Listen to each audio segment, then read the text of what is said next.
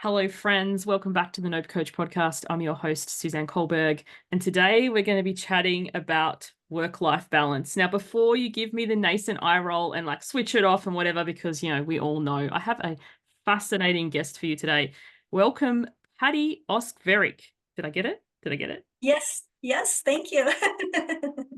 Now, Patti was saying like one of her specialities is helping people say no to the things that they don't want to do. And I was like, this is the show for you, because how often are we the yes person and then we never actually make time or have time because what we actually want to do is at the end of a never-ending to-do list. So, Patti, where do you want to start today with this conversation? Work-life balance, saying no.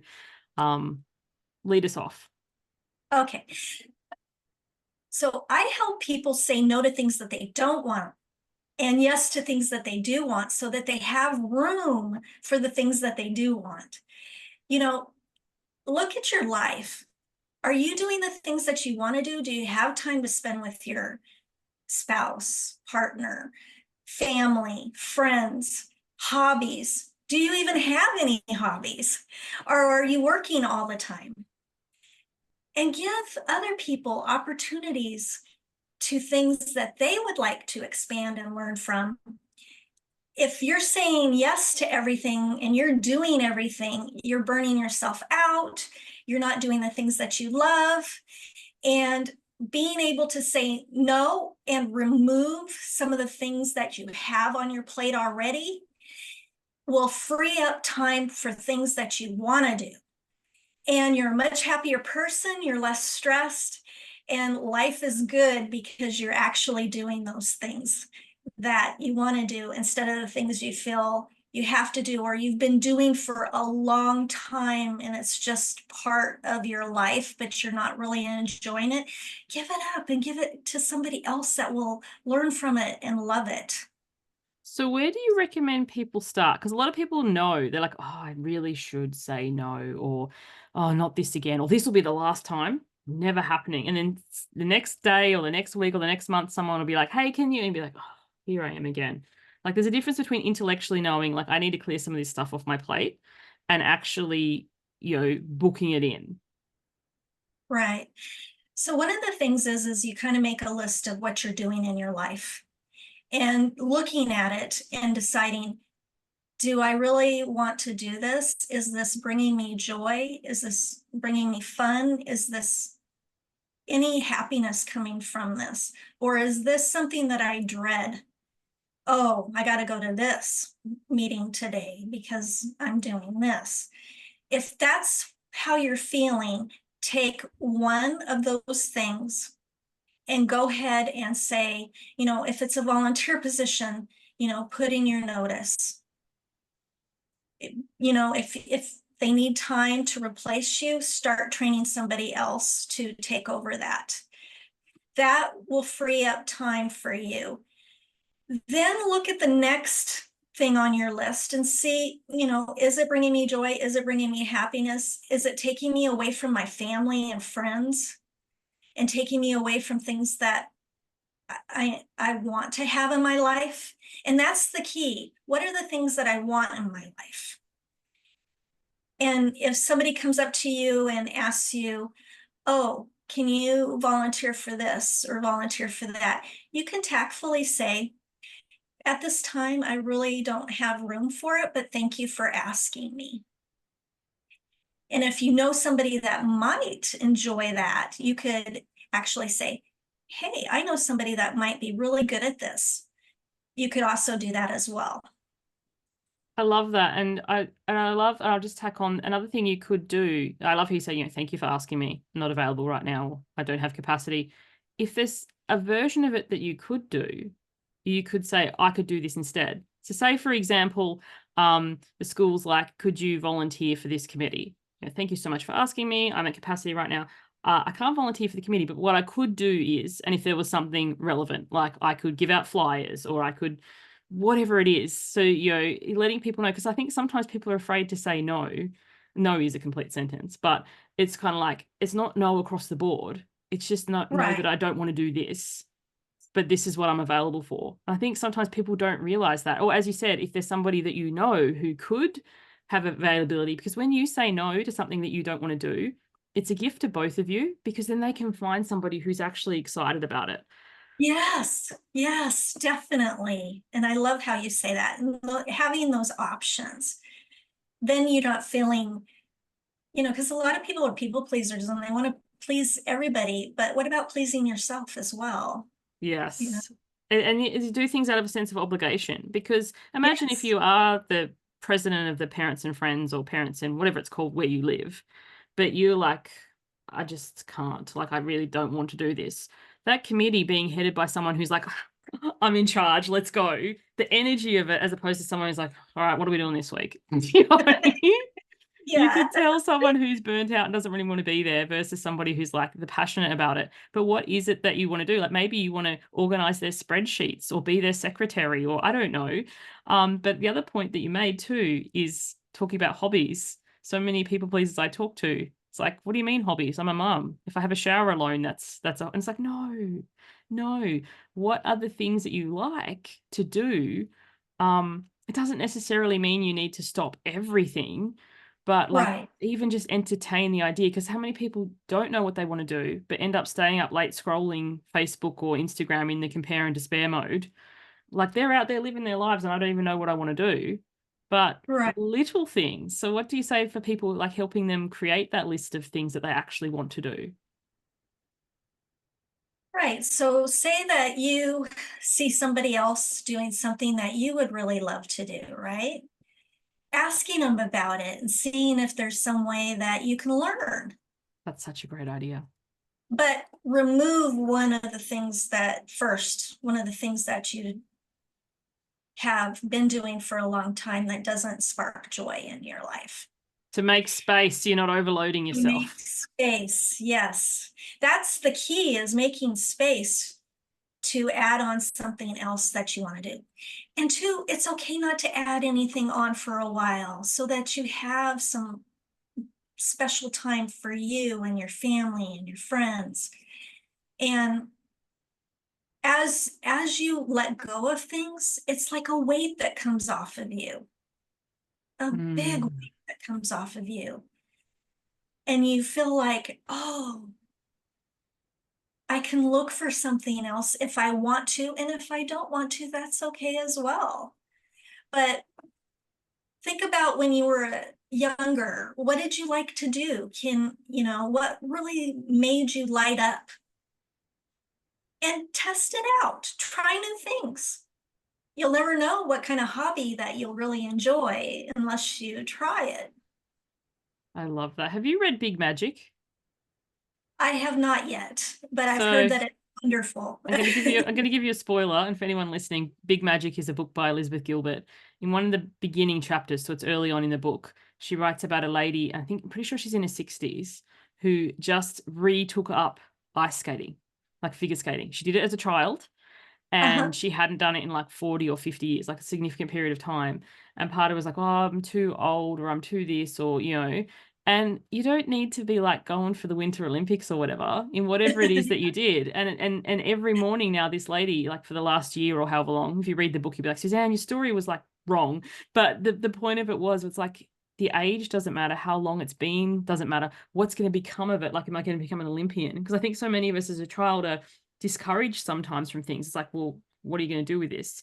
This lady skates every morning for the love of skating, not for anything else. And I think sometimes we lose touch with that, especially as we become adults. I love that. Yes.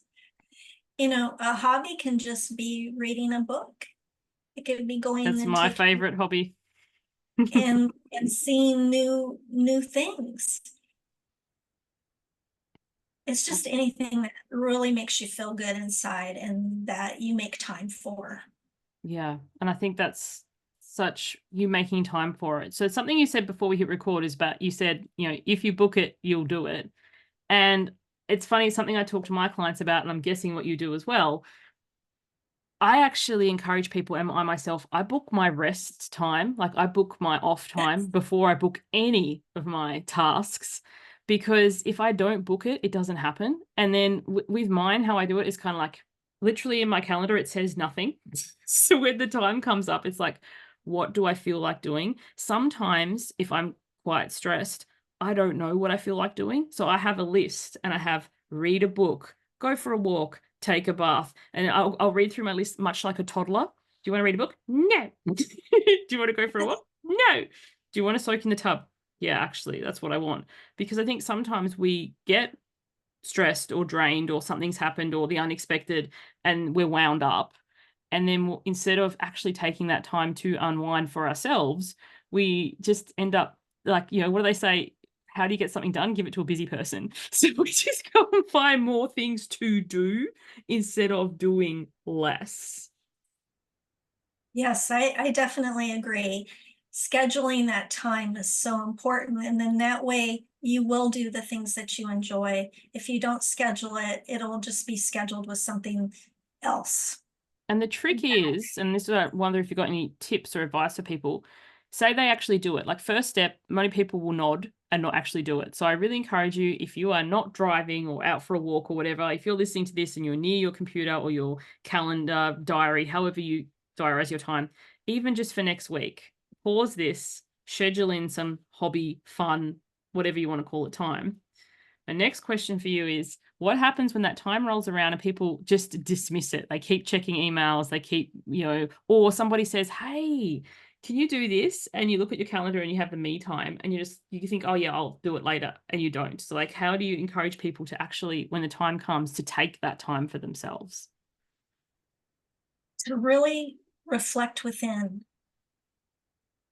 am I really doing the right thing for me by saying yes Mm. to something that is going to take away that time for me and my family and friends?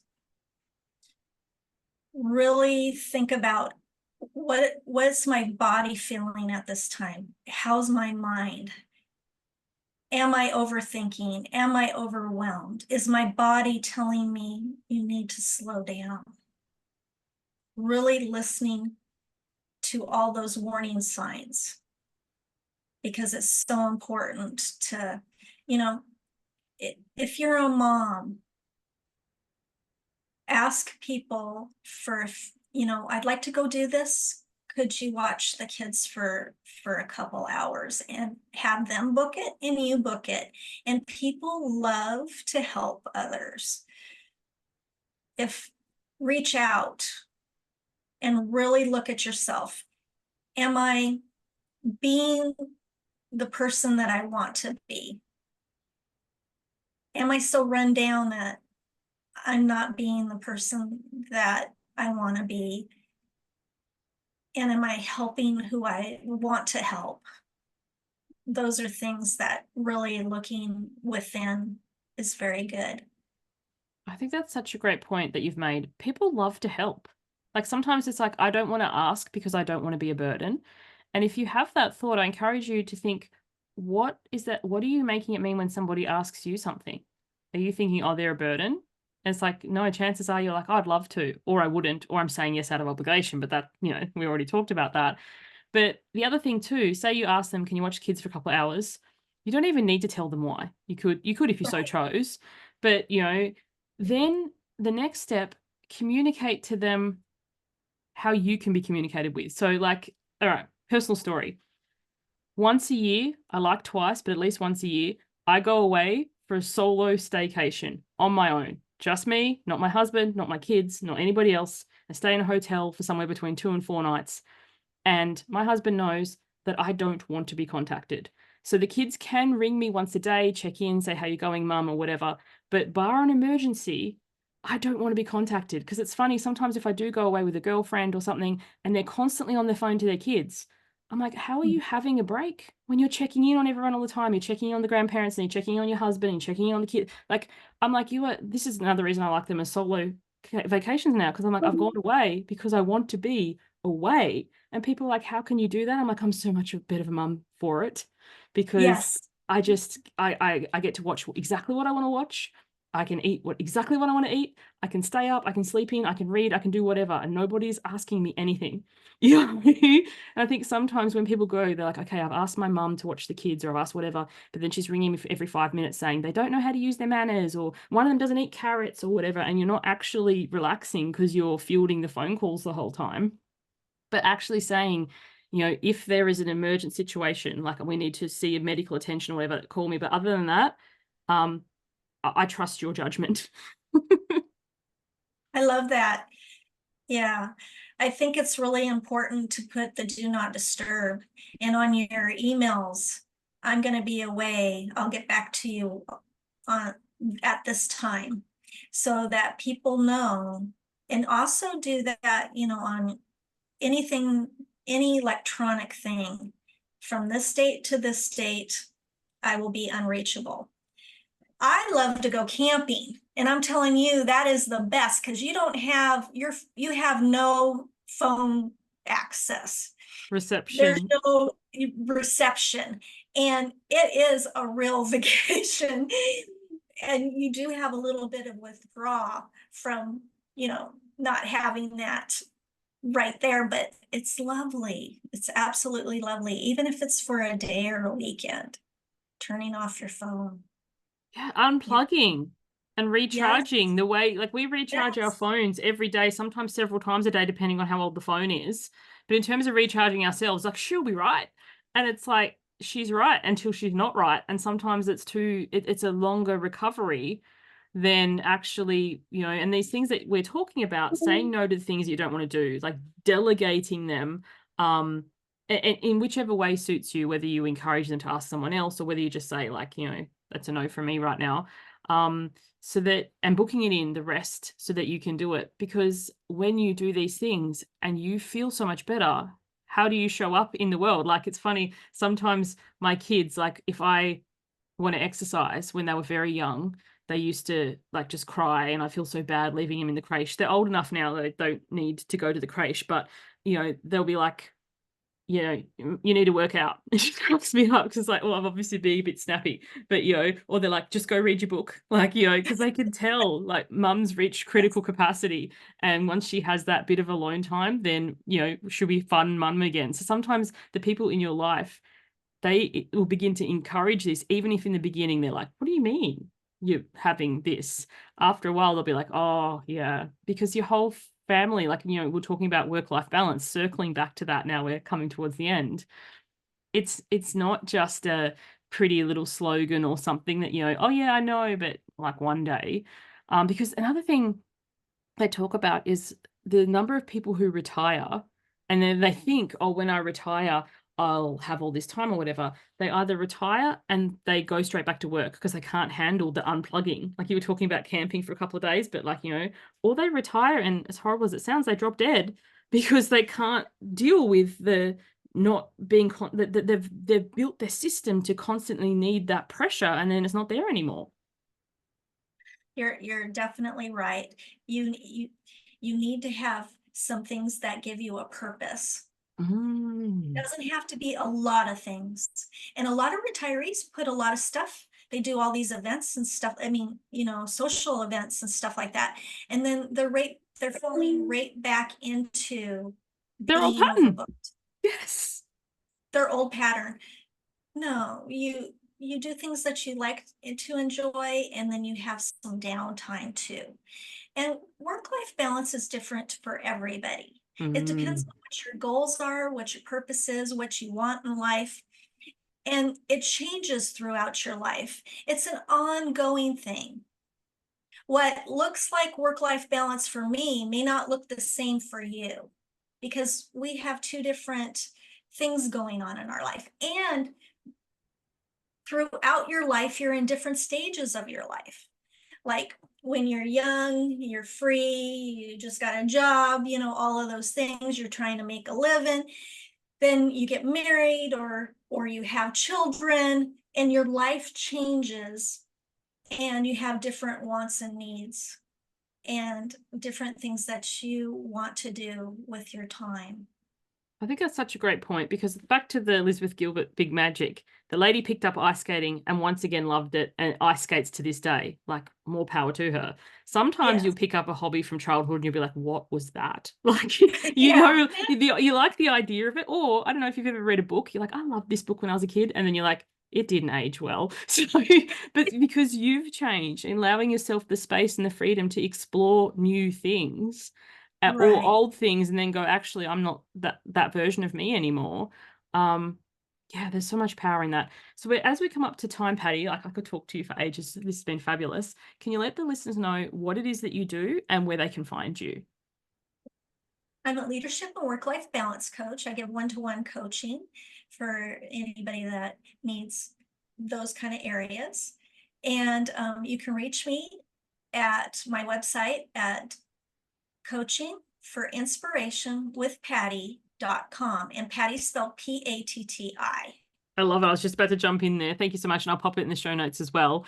But Coaching for Inspiration with Patti, Patti. Check it out. Thank you so much for joining me. This has been fabulous. And thank you everyone for listening. We'll catch you on the next one. Bye for now.